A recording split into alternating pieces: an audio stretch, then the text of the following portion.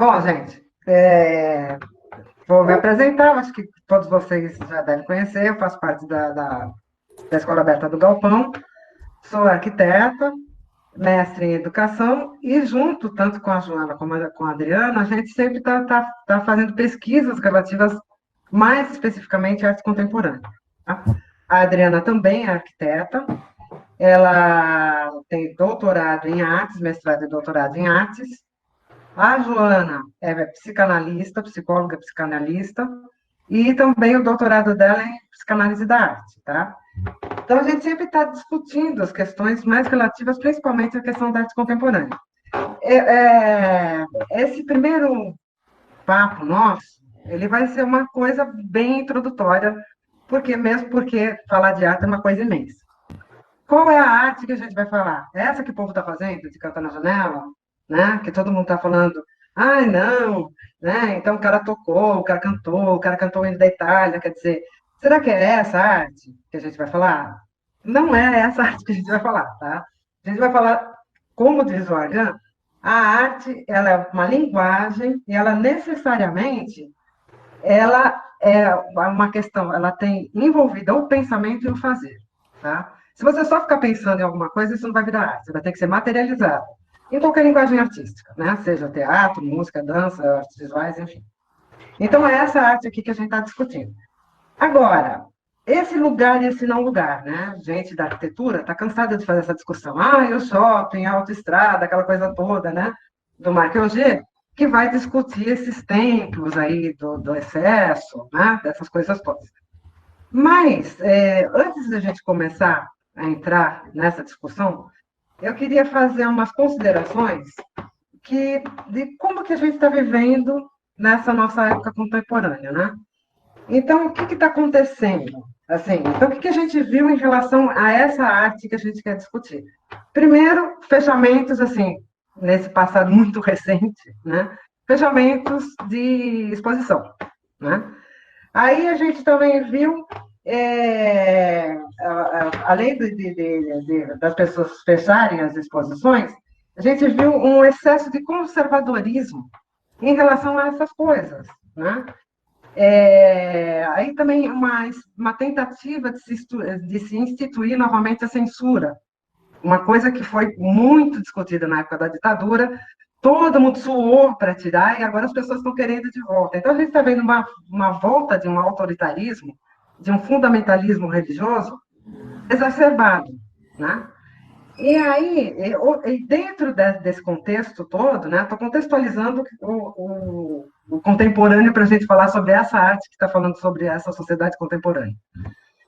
E aí, dentro disso tudo, que você vê? Qualquer interpretação de mundo que a arte realmente ela vai tentar interpretar o que está acontecendo, qualquer interpretação de mundo, seja científico, seja artístico-cultural, ela não está sendo aceita.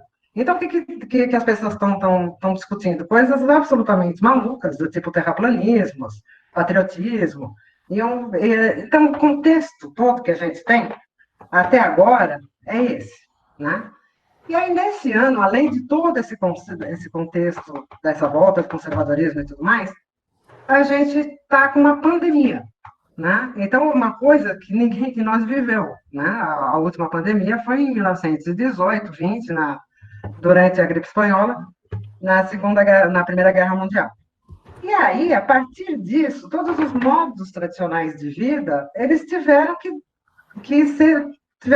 uma ruptura enorme. Né? Então, aquela coisa do sistema de transporte, das pessoas na rua, aquela coisa toda, ela foi desacelerando, né? E as pessoas foram todas, de repente, trancafiadas dentro de casa, tá? Então, e uma coisa que chama muita atenção, né? Eu acho que é uma imagem que vai ficar para todos nós que estamos vendo isso, são os grandes centros urbanos, todos eles vazios, né? A gente vê assim imagens de Paris, Nova York, São Paulo, quer dizer, vazio tal qual uma obra de Quirico, tá? Então, gente, bem-vindo ao século XXI, né? A partir daí, Só não eu sei. acho que nós entramos realmente no século XXI. E aí, então a gente começou a pensar, e qual que vai ser o lugar da arte nesse século XXI? Né? Como será que essas coisas vão acontecer? O que será, quer dizer, porque a gente tem que pensar que a arte, ela acontece direto, né? Ela não para, ela está acontecendo. A gente pode não estar participando da produção dos artistas, mas ela está acontecendo. Ela acontece direto em qualquer lugar, mesmo em lugares que ela não tem o nome de arte, né? Então, aí é essa reflexão que a gente está querendo fazer com vocês, tá? Então, eu vou passar aí para vocês, meninas, para vocês darem as suas considerações, as suas impressões sobre esse cenário todo que a gente entrou. Muito bem. Bom, vou começar então. Boa noite para todo mundo. Antes de mais nada, uma honra. Eu agradeço o convite de estar aqui, né, nesse espaço tão bacana.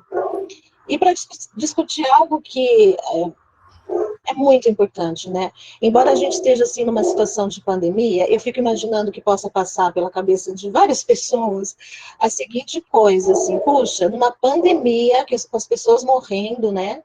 Hoje o Brasil, acho que ontem, hoje, foram oficializadas 10 mil mortes, né, já, não é isso? E assim, vamos falar de arte? Caramba, que luxo, né? Que luxo falar de arte num momento como esse. E aí, assim, muita gente se engana, né? Eu gostaria de começar já com essa abordagem, trazendo, assim, as pérolas que a gente vai achando no mundo da pesquisa, né? E compartilhar com vocês uma delas, dessas pérolas, tocando, assim, esbarrando nesse assunto, eu encontrei com um filósofo chamado Didi Uberman, que ele diz assim, gente, para com isso, não é? A cultura, e aí eu acrescento a arte, né? Ela não é a cereja do bolo da história, né? É uma imagem assim para a gente não esquecer mais, né? Ela não é perfumaria, não é a cereja do bolo da história, quer dizer, a gente costuma achar que a arte, a cultura e a arte, elas vêm ilustrar as coisas já feitas, né? As coisas já dadas, as coisas já estabelecidas, a história como ela vai se dando. E, na verdade, a gente se esquece que a produção da cultura, a produção da arte, elas engendram, né? Elas participam, né, da efetuação da realidade histórica. Assim como elas também são influenciadas, elas engendram e são engendradas, né, pelos acontecimentos históricos. Então, assim, tanto que a disputa simbólica é uma coisa que está presente no decorrer da história desde sempre. Basta a gente dar uma olhadinha para o passado, assim, para a gente entender. E hoje isso está muito presente, né? Hoje está bem visível, está escancarado, assim. Então, essa é a primeira pérola, assim, arte e cultura não são a cereja do bolo da história, é super importante que a gente discuta isso nesse momento. E a segunda pérola tem a ver com isso, que já é uma frase de outro filósofo, como vocês veem, assim, eu acho importante também a gente ressaltar que a gente tem um lugar teórico, né, de fala, a gente não vem aqui falar porque eu acho, eu considero que, lógico, a gente se coloca na pesquisa, mas tem um lugar teórico da fala. Então é importante também eu fazer essas remissões, eu acho, assim, para vocês, né, desses autores, né. Então, daí, assim, essa segunda pérola é do Agamben, um filósofo italiano, e ele diz assim, né, que o lugar da arte assinala o lugar do homem na história. Olha que bacana, que importante, né? E aí eu adorei a fala da Eda, quando ela diz assim, falando de arte, bem-vindos ao século XXI, né? Porque essas duas últimas décadas do século XXI, caramba, eu acho que elas mostraram que vem uma coisa aí que a gente não imagina, a gente não tem, assim, a menor capacidade de vislumbrar, não está no nosso horizonte histórico, assim, né? É a dificuldade da gente chegar ao presente mesmo, né? As luzes do presente no cego.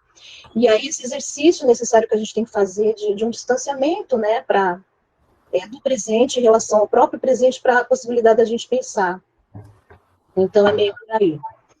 E a arte, ela parece que tem um poder especial, né, em captar, é meio que uma antena, assim, gigante, que parece que vai captando o lugar para onde a gente vai, né? Então, quando a Eda fala, caramba, a gente está assistindo no passado, assim, não tão recente, não tão distante, desculpa, a gente está assistindo essas ondas, né, de conservadorismo e tal. Acho que a gente achou que fosse uma onda, né? Quando a arte mostrou talvez isso logo, assim, isso primeiro, né? As exposições sendo interditadas, artistas e instituições sendo levados, né, às vias da judicialização por questões morais, né, com moralismo, assim, impressionante, as censuras, né, o cúmulo da gente assistir, né, uma pessoa no lugar de poder, assim, no governo, no ramo da cultura, tentando associar o projeto cultural do país ao projeto estético do nazismo, né? Quer sem dizer, dúvida. ter acompanhado isso, a gente fala, putz, que louco, a gente debocha, né? Mas assim, gente, é a realidade, né? Se isso aconteceu, tem um grau de normalização aí. Tem uma abertura histórica importante para que isso aconteça, né? Então, assim, a gente tem que parar de debochar, não menosprezar o inimigo, entendeu? Não dá para menosprezar o inimigo, não, e ver que a coisa é séria. Ver que não foi uma onda e que está aí, né? E que tá aí, e que a arte mostrou, talvez, assim, antes do que muitos outros campos, assim, né? Da produção humana, isso apareceu na arte. Sempre enxergo isso, né? Eu acho que o artista ele tem essa, parece que ele capta É. algumas coisas que ele consegue se antecipar algumas situações, Hum. né? É, E isso incomoda muito, né? hum, Incomoda demais. E como, só para complementar o que a Adriana estava falando, se a gente pensar no nazismo, então o que que eles conseguiram fazer com que a arte contemporânea da época, que era a arte moderna, Picasso, Lazaregal e vários desses, eles eram o quê? Era a arte degenerada. A arte que eles aceitavam era, no máximo, até o romantismo alemão, né? Então, a gente tem que ficar muito atento a isso, né? Essa coisa de tentar, essa tentativa de destruição do novo, né? É muito complicado. Só para não, complementar um pouco. e o uso dessa arte, né, que foi elaborada no projeto nazista como degenerada, não é uma coisa que fica assim no campo da teoria, não. Isso aí possibilitou uma prática genocida, né, porque se associou a arte, principalmente expressionista, com anomalias físicas, distúrbios, pessoas que nasciam com problemas mentais. Isso foi oficializada, essa associação, em exposições, né, no projeto estético nazista, e as primeiras pessoas a sumirem de casa e não mais voltarem foram os deficientes, né? Então, assim, para a gente ter noção da disputa simbólica, né, de como as coisas vão se relacionando e do que a gente está falando, né? É, então, é isso aí. Agora, assim, eu acho que isso, assim, apesar de eu falar a gente não deve menosprezar o inimigo, eu acho que isso ainda é fácil da gente perceber, né? Lógico que tem perigo de uma normalização, mas a gente ainda percebe, assim, porque é de uma brutalidade, né? Acho que fica mais fácil, assim, da gente perceber. E aí, acho que vai um exercício, só para completar essas primeiras impressões aqui que eu tenho, da gente também tentar perceber, tentar se distanciar de coisas que tem a ver com práticas artísticas e que a gente tende a ver, e assim, já nos caem como normalizadas, e mais do que isso, nos caem assim como supra-sumo da produção da arte no século XXI. Do que eu estou falando? Não vou entrar nisso agora, que seria um outro tema, né? Mas só para situar, né, do que eu estou falando, né? Eu estou falando de uma visão que a gente, que já é factual, né? Está muito presente no interior dos grandes equipamentos artísticos, né? Culturais de arte, já está muito presente desde principalmente essas duas últimas décadas do século XXI, que é uma associação muito direta entre arte, e aí a arte imersiva, acho que salta com bastante força, né? Já com apelo ao uso da tecnologia, que sempre é muito bacana, não é isso que eu tô focalizando, né? Mas assim, realidade aumentada, inteligência artificial, quer dizer, um mundo todo muito sedutor e novo, né? Assim, uma nova qualidade de manipulação da imagem, de exposição da imagem artística, né? Mas aí isso é diretamente associado no interior de muitos equipamentos culturais com o discurso empresarial, né? Um discurso empresarial pela via de uma conjugação, assim, empreendedorismo e entretenimento. E aí, como se não bastasse, assim, formando um certo tripé nessa conjugação, a noção agora que vem com tudo, na esteira do termo economia criativa, a noção das cidades criativas, né? Olha como isso é importante para os arquitetos urbanistas, né? As cidades criativas, as cidades inteligentes, né? Então, isso está muito, muito forte. Eu não estou fazendo nenhuma fala acusatória, não é nada disso, mas eu acho que a gente deve ter a capacidade, a gente deve ter, a gente tem o dever, assim, sabe? De não entrar de gaiato no navio e a gente botar um passo para trás e pensar no seguinte: a gente vive o que o Guy Debord, né, profetizou lá na década de 60, quando ele fala da sociedade do espetáculo, mais do que isso, quando ele fala que ele temia o tempo que ele já via estar se aproximando, em que a cultura e a economia se aproximassem demais, assim, se fundissem, né, uma na outra, né? E esse tempo chegou. Né? E ele falava assim, puxa, eu acho que quando isso acontecer, a humanidade vai viver o máximo da sua alienação. E esse tempo chegou, ele começa com muita força na década de 90, e nessas últimas duas décadas do século XXI, na virada para o século XXI, é o que está estampado na nossa cara. É o que está estampado na nossa cara. Então, assim, que fique claro, pelo amor de Deus, eu não estou falando assim, não é uma fala saudosista ou purista da arte, né? Mesmo porque, avançando nisso, eu acho que a arte vive um processo histórico de refundação. Como a gente assistiu, né? Todo o processo de formulação e consolidação da arte moderna, da arte contemporânea, eu acho que agora a gente está vivendo um tempo de transição, que essa arte que vai começar a acontecer, não sei daqui a quanto tempo ela vai ter um outro nome, porque vai ser outra coisa.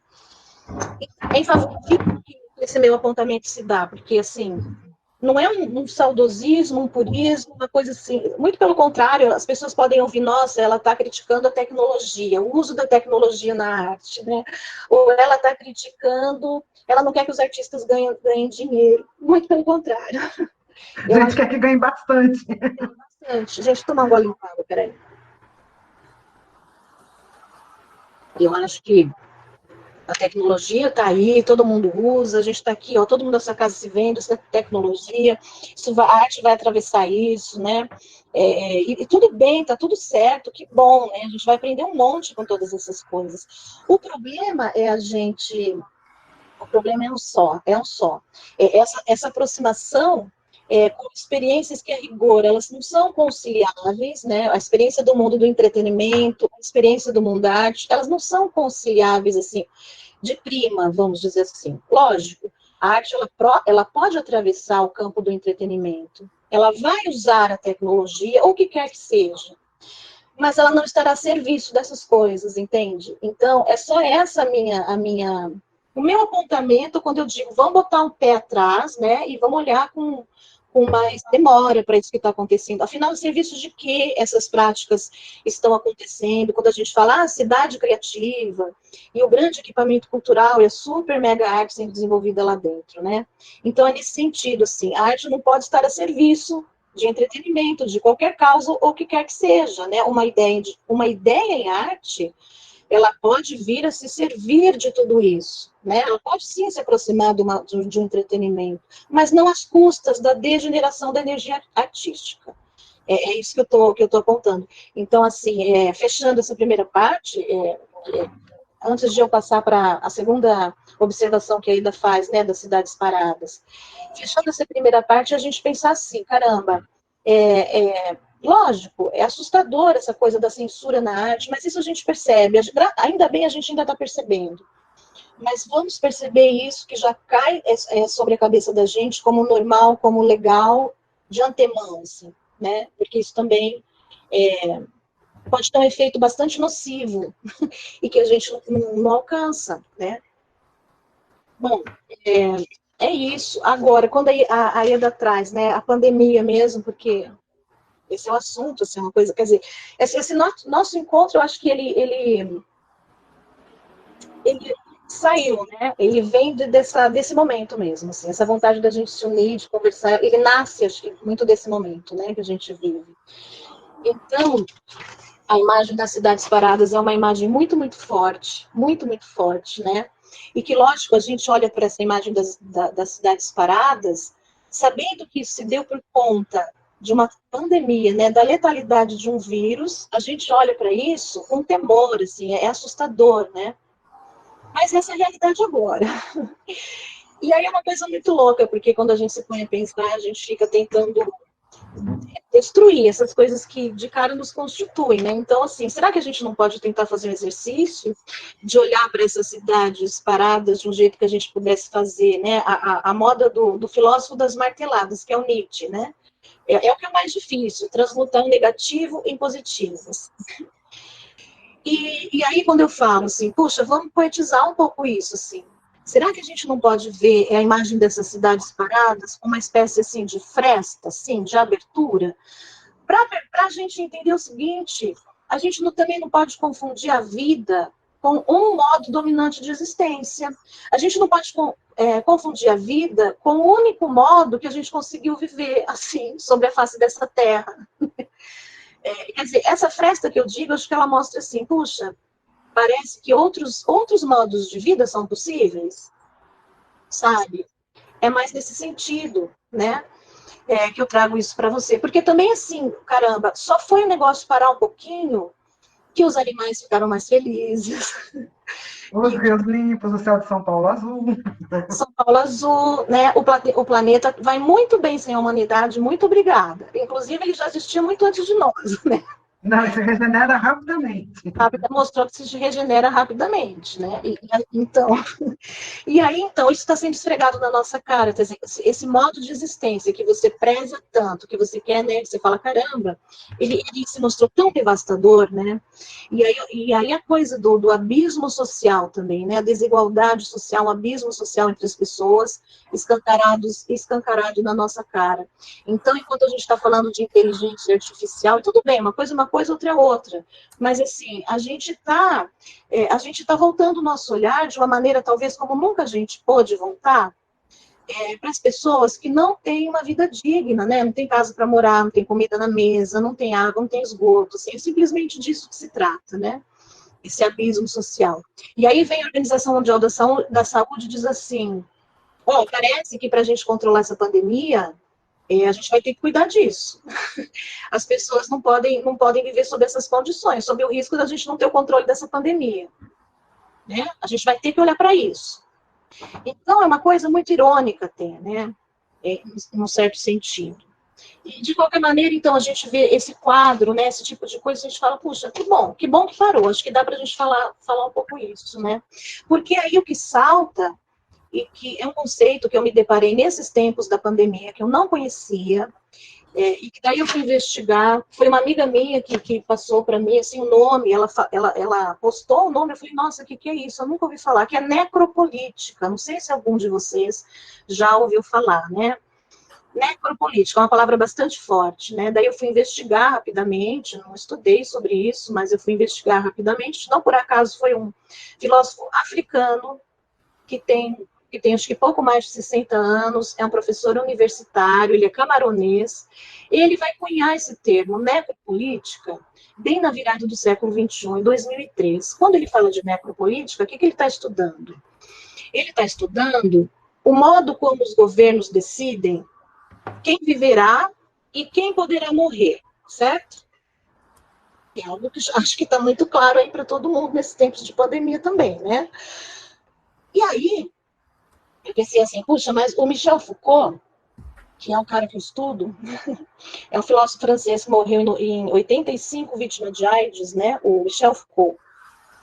Ele fala já na década de 60, ele traz um conceito que é o de biopolítica, um conceito correlato assim, ao de necropolítica, porque quando Foucault estuda a biopolítica, ele vai falar já, né, de um governo que atua sobre o fazer viver e o deixar morrer, né? Agora, o ganho da filosofia do Foucault em relação a isso é que ele coloca isso numa dimensão microfísica das relações, sabe? Que eu acho que isso é mais difícil também da gente perceber, que é aquela coisa assim, caramba, a necropolítica está em nós, né? A necropolítica está em nós. Ela não está só lá no cara que sei lá, eu fiquei assustada, eu vi uma reportagem na TV, o flash, né, de uma fala daquele governador do Rio de Janeiro, pode citar nomes aqui, o Witzel lá, e aí ele dizia assim, porque ele foi contagiado, né, pelo Covid, daí ele dizia assim, como vocês podem ver, o vírus não escolhe a quem ele contagia. Eu falei, caramba, passou pela cabeça dessa criatura que um vírus, né, uma força vital da natureza, que é um vírus, né, não é isso, iria desviar do corpo dele, porque afinal ele tem um cargo de poder no governo. Vocês viram a loucura? Isso é necropolítica. O que mais é necropolítica? Eu pensei em algumas coisas.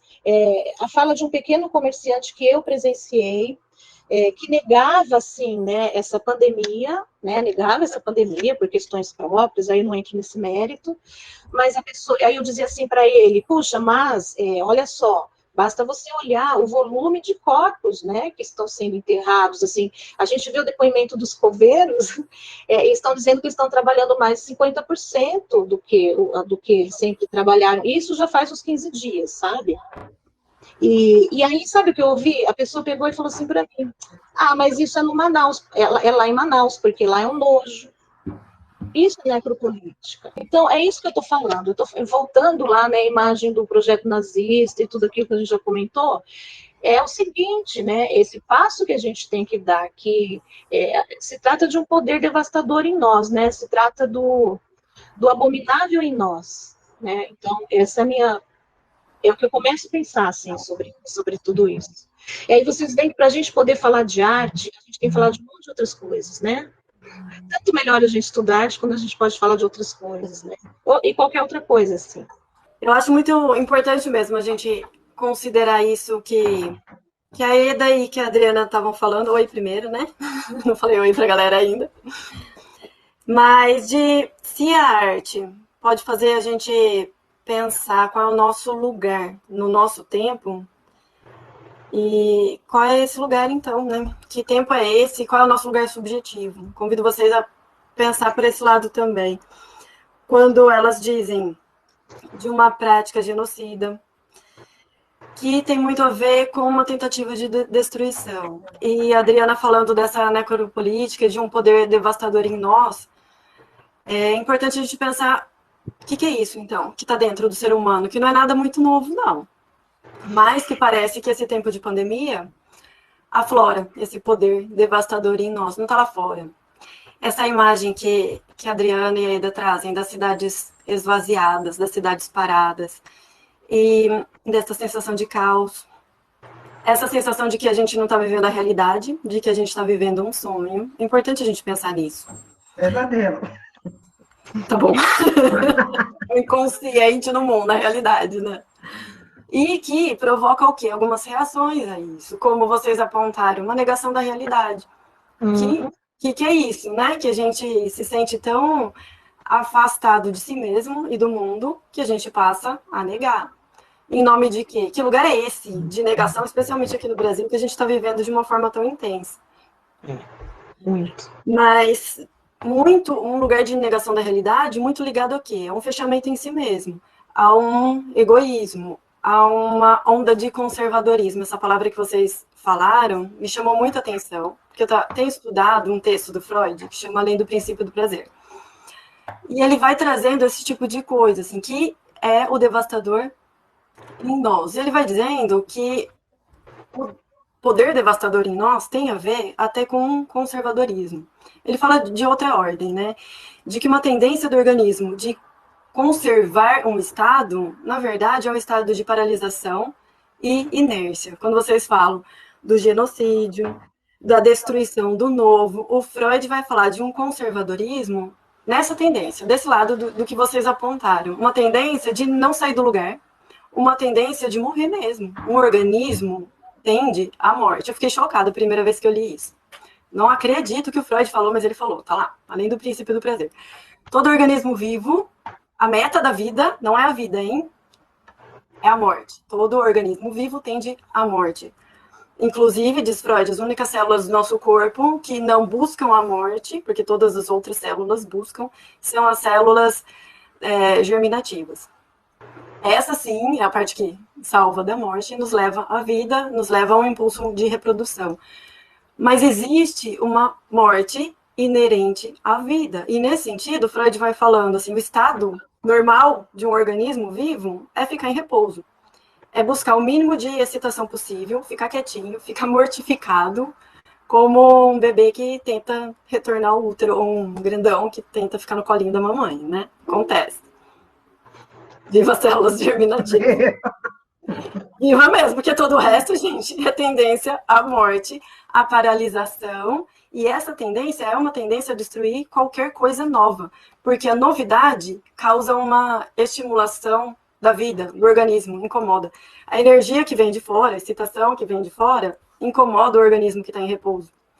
Então, o conservadorismo tende à morte. Só que isso é uma marca humana. Então, nada novo no que está acontecendo desse pesadelo que a gente está vivendo, né? O que se aflora aí? Uma tendência muito primitiva do ser humano, da subjetividade humana, de paralisação, de morte, de negação da realidade, porque o que eu tenho visto nesse texto, especialmente do Freud, é que morrer é muito fácil. A gente não precisa fazer nada, né? A morte é uma certeza. Não é uma novidade. É algo muito velho, disse o Freud. Mas se você quer estar vivo, você tem que lutar. Para a vida, tem que existir uma luta. Porque a tendência do corpo é se deixar morrer mesmo. Agora, a vida implica numa escolha, cada escolha implica numa perda, mas implica, então, viver implica numa luta. É sair de um estado muito confortável. Conforto é a morte. A vida é muito desconfortável. Então, penso que a negação dessa realidade, a cegueira que a gente está vivendo hoje com essa situação, está muito ligada a isso. A não encontrar um novo, a não encontrar um caminho para a vida, porque ele não está criado. Então, vai precisar, sim, laçar com algumas coisas, algumas pessoas, com o mundo, com os objetos do mundo, para poder criar algo novo. Senão, onde a gente fica? Num estado muito primitivo de agressividade, num estado cego das massas. E é o que aponta o Le Bon, quando ele foi estudar os movimentos de massa, e a gente pode ver isso muito presente no nosso tempo. Ele estudou isso no século XIX e falou disso. Freud também fez alguns estudos a partir desses estudos do Le Bon, sobre o comportamento de massa, que é um comportamento primitivo, irracional, que vai contra o pensamento, que vai contra a coletividade, mas vai no sentido de um amor cego. Um amor cego de idealização de um líder, de idealização de que alguém sabe, alguém é invencível e que nós, enquanto massa, podemos ser iguais a esse que é invencível. Mas é um modo de funcionamento muito primitivo, que dá lugar menos ao pensamento, menos à crítica e mais a uma agressividade que se aflora, pensando aí nessa necropolítica que a Adriana estava falando antes. Comportamento cego das massas, irracional, é dar lugar à destruição e à agressividade. É dar lugar a um sentimento onipotente e infantil, disse Freud, de invencibilidade também, muito ligado ao que Freud chama de narcisismo. Então, a gente pode ver que uma reação à pandemia, né, pensando qual é o nosso lugar hoje, para a gente pensar a arte, inclusive, se o artista ele pode antecipar algumas coisas do movimento da sociedade, penso que pode fazer isso por uma sensibilidade a isso que está no humano, né? A isso que a gente não se dá conta, que está ali germinando e que quando vem à tona, vem como um regaço. Né? A agressividade, os impulsos mais primitivos e o narcisismo. Freud fala que o narcisismo é um amor voltado à própria imagem refletida no espelho. É algo que, num primeiro momento, é importante para a gente se reconhecer como ser vivo, diferente dos outros. A gente precisa ter uma dose de narcisismo, de amor próprio, vamos falar assim. Mas Freud diz também, toda essa energia voltada para nós mesmos, todo esse amor, ele não vale nada se ele não puder transbordar e fazer laço social com os outros. A Adriana estava falando de um abismo social. Que é esse abismo social se não ignorar completamente a vida do outro e ficar preso no amor narcísico, um amar-se a si mesmo e o outro que se lasque, né? Não me importa. Desde que eu esteja bem, é só uma gripe, entendeu? Os outros, vai. Então, o narcisismo faz uma confusão entre o eu e o outro. A gente projeta no outro um ideal de invencibilidade, de indestrutibilidade, enfim. Nós somos indestrutíveis. Nada de mal vai nos acontecer. Isso é uma grande negação da realidade, né? A gente fica preso em si mesmo, no narcisismo, num mundo fantasioso, sem a capacidade de olhar para o que está acontecendo, sem a capacidade de olhar pela janela e ver que está vazio. Porque lidar com vazio é muito complicado. Então, o narcisismo é ver o outro como um reflexo de si mesmo. E achar que qualquer outra pessoa reflete só o nosso ponto de vista. É uma incapacidade de lidar com a diferença. Isso produz no ser humano uma autoestima muito baixa. porque vai entrar numa relação com os outros seres humanos de inveja e de luta. É um jeito de amar, um jeito de se relacionar com as outras pessoas que não considera que o outro existe. Então, quando o outro existe, o que ele me causa? Ele me causa raiva, ou me causa inveja. Portanto, ou diga o que eu digo, seja igual a mim, ou morra, ou seja eliminado. O amor narcísico coloca a gente nessa posição, que é uma posição muito cega e idealizada. Esse jeito de se relacionar com o mundo faz com que um sujeito passe uma vida toda tentando se igualar a esse ideal. É um ideal posto no líder, por exemplo. De invencibilidade, de que está tudo certo, alguém sabe o que está fazendo e sabe o futuro, né? A gente não vive o presente porque confia o nosso futuro nas mãos de outra pessoa, de um líder idealizado, invencível, sem se dar conta de que a gente pode olhar pela janela e pensar também um pouco, olhar, abrir os olhos, sair da cegueira. Esse modo de vida narcísica, de relação com os outros, um modo muito ligado à morte, a um estado de conservadorismo, um sujeito passa a vida toda tentando se igualar a um ideal imaginário, criado, tentando se moldar à imagem e à semelhança de figuras maternas e paternas, por exemplo. Ou seja, conservar um estado infantil para sempre, perguntando para o papai e para a mamãe o que eu faço da minha vida. Porque não penso, porque não olho e porque não caminho. É um estado de ficar sempre num colo, buscando fazer um com o outro, buscando o prazer total, sem poder compartilhar um pouco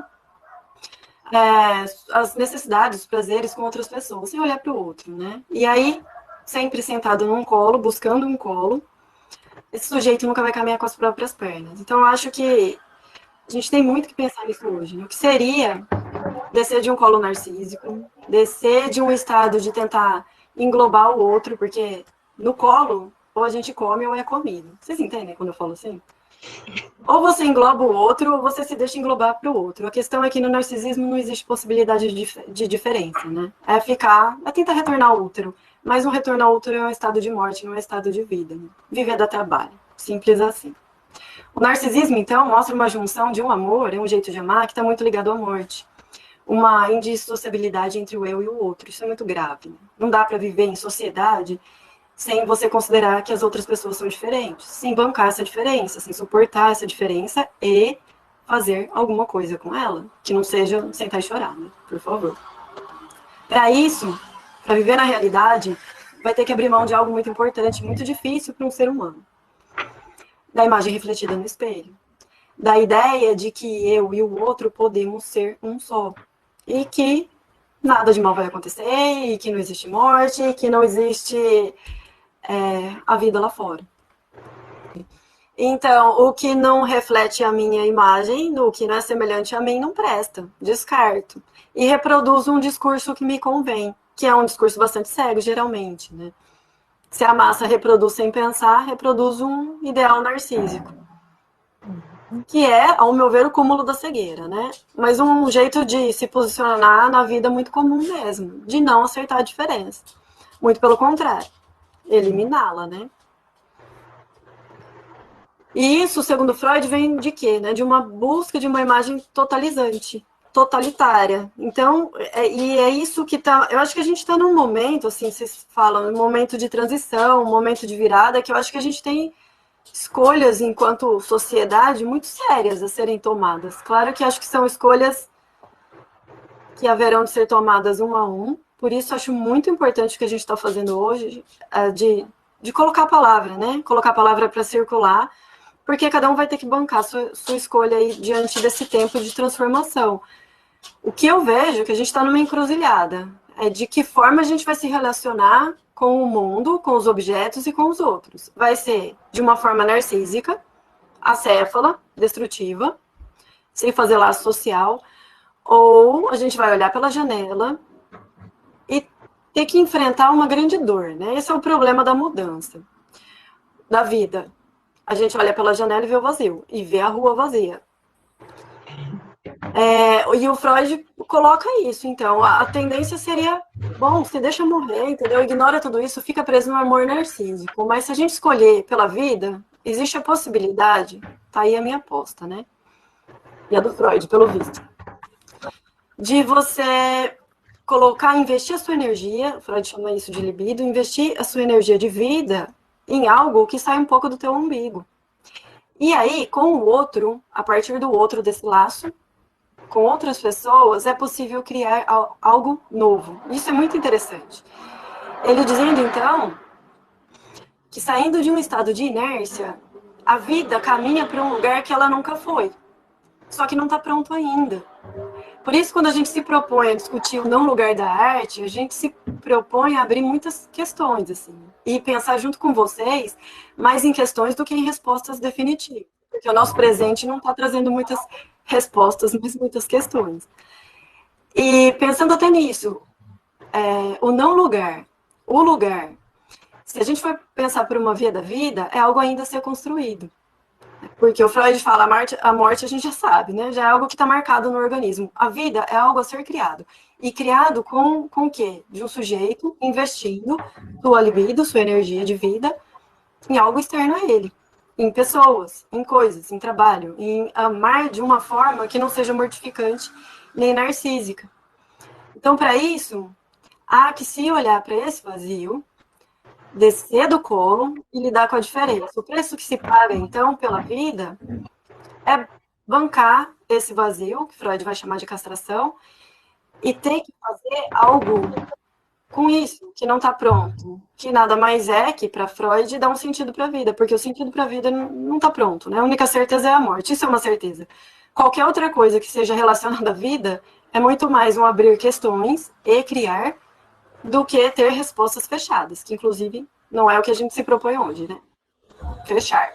Você traz coisas muito diretamente relacionáveis assim com a arte, obviamente está falando do lugar da vida, né, do sujeito na vida, mas eu que ainda já antecipou assim também, né, o quanto a arte nos exige com que a gente enfrente a vida, porque a arte é uma potência afirmativa de vida, né, se a gente pensar na arte como seu mais alto grau de potência, ela é uma potência afirmativa de vida. E a partir do momento, principalmente histórico, que a arte perde, abandona, né, a representação, a gente tem que é você se enxergar naquilo de alguma maneira, né? Tinha esse elan ainda possível, assim. Daí isso é abandonado. E aí, a partir do momento que você tem que construir uma imagem na sua relação com a arte vai exigir isso de você, a tendência é passar pela tangente mesmo, é negar, é recusar, é falar, caramba, isso arte contemporânea então é isso, quer dizer, aí tem a grande pergunta histórica, né, que se coloca, mas isso é arte?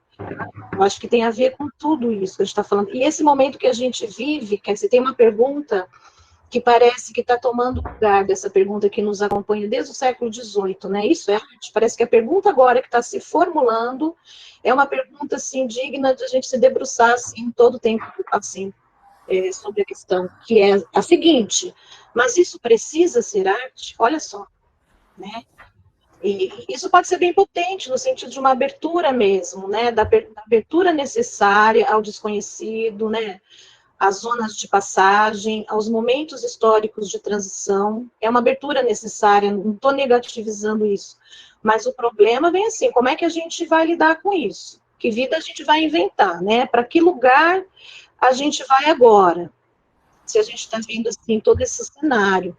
E aí uma coisa que eu mais me pus a pensar, na verdade, nessa época de pandemia, tem muito a ver com isso que a Joana traz, que é você olhar pela janela, ver as cidades paradas, né, e aí você está nessa situação de isolamento, né, dentro da sua casa, e aí vem umas perguntas assim, não sei se vocês chegaram a ouvir das pessoas, mas assim, até a gente, né, saindo da gente, esse tipo de pergunta, mas agora o que eu faço com o meu tempo, né, o que eu faço com o tempo, o que eu faço com o espaço que me é restrito agora, que eu estou restrito a determinado espaço, como eu me relaciono com esse espaço, como eu me movimento, essa coisa dessas perguntas serem perguntas existenciais, na verdade, elas têm uma dimensão da existência mesmo, né, e aí é muito louco, vamos voltar para a arte, assim, é muito louco, porque daí a gente vê os ajudantes de plantão, todo mundo quer ajudar. E aí começa assim, puxa, então faça isso, faça aquilo outro, faça arte. Faça arte. arte, fruarte, distribuarte, não é? E todo mundo viu, assim, essa comemoração, assim, repentina de, a importância que a arte tem, né? Quer dizer, como se a pandemia tivesse mostrado, assim, agora pra gente, que afinal a arte é importante, né? E aí isso vem com aquela coisa, assim, né? Aquela áurea do culturalmente edificante, né? Assim, do libertário, de, como eu sou legal, quer dizer, são todas coisas, são anteparos que a gente vai usando, na verdade, que mais atrapalham nossa relação com a arte do que ajudam, né? Eu até fiz uma listinha, assim, né? Quando a gente usa arte como entretenimento, é o que eu falei, né, anteriormente. Eu acho que essas coisas podem se atravessar desde que não seja às custas da energia artística, desde que não seja com uma finalidade, uma determinação, né, como a Ieda traz. Então, a arte como lúdico, a arte como mera expressão de sentimento. Caramba, eu posso me expressar tantas vezes, de tantas maneiras, sem fazer arte, né? Quer dizer, isso não é arte. Porque quando eu estou com o pincel na mão aí? E é complicado. Arte, pega e faça você mesmo, tipo assim, loja de departamento, sabe assim? Vai e pega e faz. Arte como engajamento social, que nos pega bastante, arte como assistência social, arte como caridade, e essa lista vai, né, gente? São todas muletas que nos desviam do enfrentamento que a arte exige, que é o enfrentamento da criação, de uma vida inventiva, mas sim. Agora sim, isso que a gente está assistindo, que eu estava atualmente, que eu estava tocando no assunto, que é assim, essa mobilização, puxa, então vamos trocar arte. Acho que passa por aí que a gente falou, e como a Eda traz, acho que nada contra, que assim, quiçá isso possa servir nesse momento de suspensão, quer dizer, algumas dessas iniciativas que no meio desse balaio todo que a gente traz, eu acho que tem uma outra coisa até bacana, assim, sabe, que de uma delicadeza a se considerar. Quem sabe isso possa virar novas formas da gente compor as relações, né? Uma política de composição outra das relações humanas. Quem sabe isso possa servir a isso, mas que fique claro, a gente está fazendo, assim, no máximo, uma estética da política, e não a política da arte. Quando a gente faz isso, são coisas diferentes, e o Rancière é um cara que vai definir, vai deixar isso muito claro, né, quando ele trabalha a relação entre arte e política, né. Agora, tem uma coisa, uma camada mais profunda que eu acho que a gente tem o dever de tocar, assim, nessa camada, quando a gente traz essa questão, que é aquela coisa assim, como é que eu toco nisso agora? Espera aí, deixa eu pensar aqui. Nisso que se comemora, né, como o reconhecimento da importância da arte. É engraçado que isso veio exatamente nesse tempo, não dá para a gente descolar uma coisa da outra, né? Isso tenha vindo exatamente nesse tempo que as pessoas têm noção, né, têm a noção de que elas não vivem a vida, de que elas estão apartadas sabe, da roda da vida, da engrenagem que gira a vida lá fora. Quer dizer, eu acho que isso, eu vou usar a palavra que a Joana vai gostar, né? Eu acho que isso é um sintoma, hein, Jo? Eu acho que isso é um sintoma de uma relação mórbida que a gente tem com a arte, que a gente deveria, então, não estar comemorando, na verdade. E eu arriscaria dizer, para marcar uma palavra, trazer uma palavra talvez mais forte, para a gente guardar aí na memória, ficar martelando na nossa cabeça, uma relação necrófila com a arte, sabe? É meio que a adoração do morto. Então, assim, eu amo arte, eu faço arte, desde que ela fique mortinha ali, né? Não mexa comigo, não, né? Daí eu posso me expressar, eu posso me engajar socialmente, eu posso fazer caridade, tudo em nome da arte. Tudo bem que quando eu vi antes da pandemia o menino no farol tocando violino, isso não tivesse vindo à tona, por exemplo. Né, a caridade pela arte. Né? Então, eu acho que são coisas para a gente prestar bastante atenção. Assim. Como é que a gente vai, então, ver a circulação, né, disso que se comemora, então? Puxa, a arte agora é importante. Nesse contexto de as pessoas trazerem isso no momento em que a noção geral que se tem é de que não se vive mais a vida, sabe? Eu não estou na minha vida vivida. pragmática, né, e nessa coisa toda. Então, eu acho que isso está no nervo, assim, da questão, assim. Acho que isso a gente tem que ficar muito atento, assim.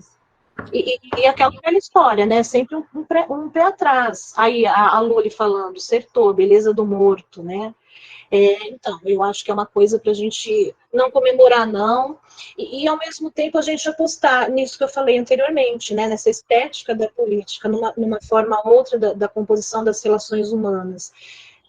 Você está falando, assim, me soa como uma necessidade de positivação mesmo, de não ficar perdido nesse vazio, nesse caos, nesse tempo que presentifica muito o vazio, né? Porque o que eu ouço muito? Ah, tudo isso vai passar.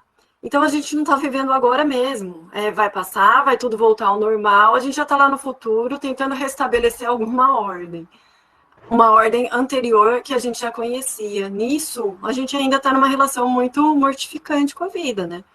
Esperando voltar algo que nem foi.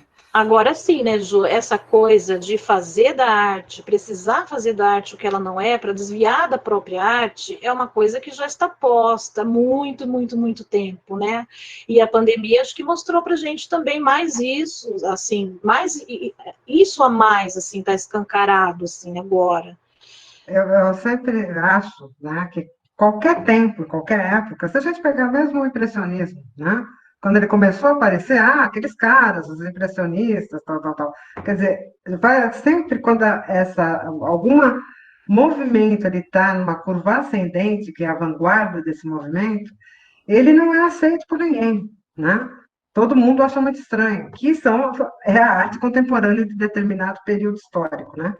Aí, quando ela chega no auge dessa curva, se a gente pensar em curva, as curvas históricas, aí ela é aceita, todo mundo acha legal, tá tudo certo. Aí, quando ela começa a decair, já começa a aparecer uma outra coisa, né? Então, eu sempre penso, como eu expus no começo, essa coisa da arte acontecer direto, ela não para, né? Quer dizer, sempre essa tradução do tempo, ela está sendo feita pela arte, né? É esse pensamento, quer dizer, o cara que está enxergando aquilo ali e está tentando interpretar aquilo que ele está enxergando, numa outra linguagem, né? Nessa linguagem artística, né? Então, eu acho que, para mim, já está acontecendo, né? Isso está acontecendo. A gente não está, no momento, sendo espectador do que está acontecendo, mas essa arte está acontecendo, né? E a hora que ela aparecer, segura, gente, porque a coisa vai ser uma porrada na cara, assim, não tenho bola de cristal nem nada, mas assim, eu penso que a coisa vai vir de uma maneira bem violenta, né? Porque vivemos em tempos violentos, né? E o perigo disso tudo que a pandemia nos mostra, né, desse desvio da arte em nome da arte, é o grau de, não está só na pessoa leiga no assunto, né, atingiu um grau de normalização que está disseminado, assim, no interior das instituições, assim, entendeu? Esse é um grande perigo, né, da gente ver isso está disseminado, normalizado, as pessoas estão acreditando que isso seja arte. Então, é uma coisa para a gente cuidar, né, a gente que é da área, sei lá, numa boa, porque, assim, é o que a Ju falou, é um trabalho de cada um, não é? Eu faço o meu, assim, sem julgamentos, assim, é um trabalho de cada um, mas diz respeito à área de conhecimento, a matéria, né, que nutre a nossa, não sei, a nossa ligação com a vida mesmo, né? Com a vida. Quando você fala isso, eu acho muito interessante a matéria que nos liga à vida, assim, o que é isso, né, de um movimento da vida que só pode vir a partir de um furo, né, de um vazio, às vezes eu converso com vocês sobre isso. Existe um caos aí, existe uma rua vazia aí, uma cidade desabitada, habitada de outra forma, vai. Mas o que a gente pode fazer com esse vazio? Então, a aposta da psicanálise de Lacan é que a gente possa dar uma circunscrição, dar uma borda para esse vazio, porque senão a gente se perde, né? Pensa assim, no universo infinito, a gente não acha nosso lugar aí.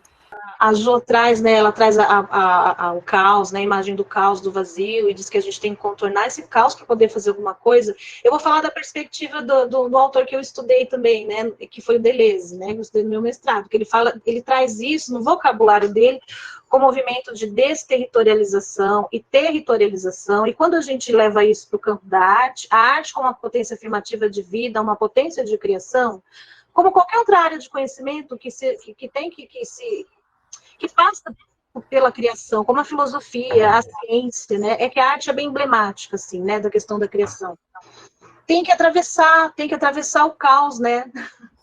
Tem que atravessar o caos, quer dizer, é a ideia de você ter que atravessar o infinito para poder instituir o infinito, que aí sim, que se você fruir este infinito, que é a obra materializada de verdade, você pode conseguir voltar ao infinito e fazer esse movimento, sabe? Que é o movimento da vida, de criação, de invenção, territorializa, desterritorializa, né? E aí a imagem é do movimento mesmo da vida, né?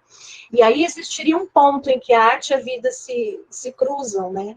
A arte e a vida se cruzam quando a gente pensa na arte como uma política de criação, né? Que o Fugante traz isso forte, está no Rancière também. E a política, pensando naquela dimensão política que eu trouxe para vocês, que é uma dimensão assim das relações humanas, né? Como a arte da composição. Né? Então, a política implicada com a vida como uma arte da composição. Então, teria mesmo esse ponto de intersecção que no limite, né, isso é mais difícil, permitiria que a gente falasse, então, de uma estética da existência, né? Uma estética da existência e da vida como obra de arte, como dizia o Foucault, né? Da vida mesmo como obra de arte. Então, assim, tem coisas que a gente simplesmente não faz porque são coisas degenerativas, né? Forças degenerativas de vida. E a arte, assim, a arte não é vida, nem a vida é arte, né? Não se trata disso. Mas eu acho que a arte ajuda bem. A arte ajuda bem. Sem salvacionismo, sem engajamentos todos, é de outra coisa que se trata. É isso. Sim. Posso ir encerrando, gente, para abrir para as perguntas? Aham. Gente, só vou fazer um adendo aqui, que eu achei bem legal. Eu vi um artigo do G, que ele falando que o não lugar existe em nós. Aí eu achei bem legal, assim, né? Assim, a reflexão dele é tipo assim, não era só aquela coisinha, né, que eu pensei no começo, lá em 92, autoestrada, aeroporto, essas coisas todas que a gente estuda muito em arquitetura, né? Eu não lugar, não lugar. Ele falou, não, agora o que está acontecendo? A pessoa, ela está na sala da casa dela, e isso foi em 17, antes da pandemia, né? Mas ela está com fone de ouvido, o celular na mão, o tablet na outra mão e a TV ligada, né? Então, eu achei muito legal, quer dizer, ele já habitou, né? A gente já incorporou esse não lugar, né? Então, eu acho que seria legal a gente trazer também no fechamento essas questões, né?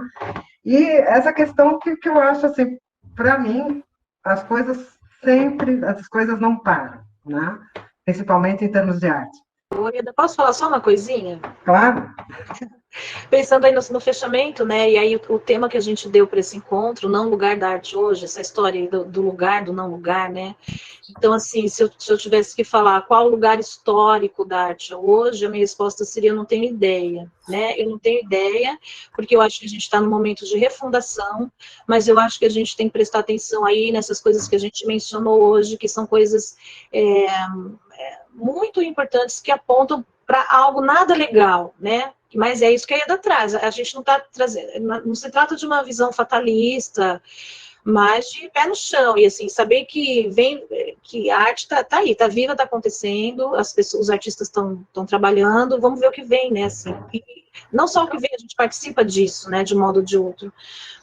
E aí, essa história, né, da gente poder relacionar, então, essa brincadeira, esse jogo, né, do lugar do não lugar, com isso que a gente traz agora ao final, né, esse movimento do infinito do finito, da territorialização, da desterritorialização, quer dizer, dessas cartografias da intensidade, né, dos movimentos, né, se isso estiver acontecendo, a arte ao mesmo tempo, sempre um lugar e um não lugar, né.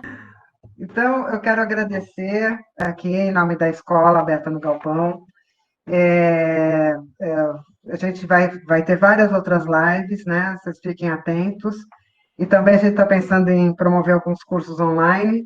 E aí é só entrar lá no site da escola, entrar no Instagram, no site da escola, que vocês vão ter acesso às novidades nossas, tá?